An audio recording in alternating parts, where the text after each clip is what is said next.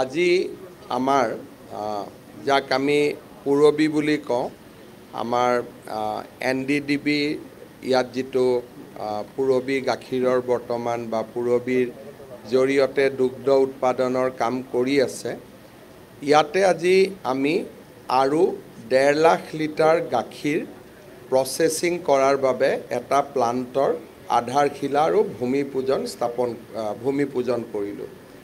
ইয়াৰ আগতে এই গোটেই প্লান্টৰ কেপাসিটি 1.5 লাখ লিটাৰ আছিলে।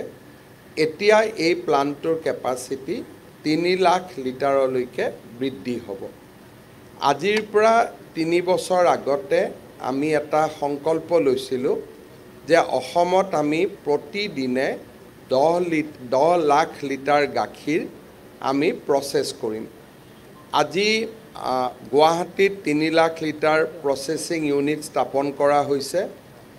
যোৰহাট, ডিব্ৰুগড়, ধেমাজি আৰু শিলচৰতো আমি এনেকুৱা মিল্ক প্ৰসেসিং ইউনিট স্থাপন কৰাৰ বাবে আগবাঢ়িছোঁ। সমান্তৰালভাৱে অসমত আৰু আন কেইবাটাও প্ৰতিষ্ঠানে দুগ্ধ বা মিল্ক প্ৰসেসিঙৰ কাম আৰম্ভ কৰিছে। আমুলেও ৰাণীত 1 লাখ লিটাৰ গাখীৰ প্ৰসেস কৰিব পৰা প্লান্ট এটা স্থাপন কৰিব।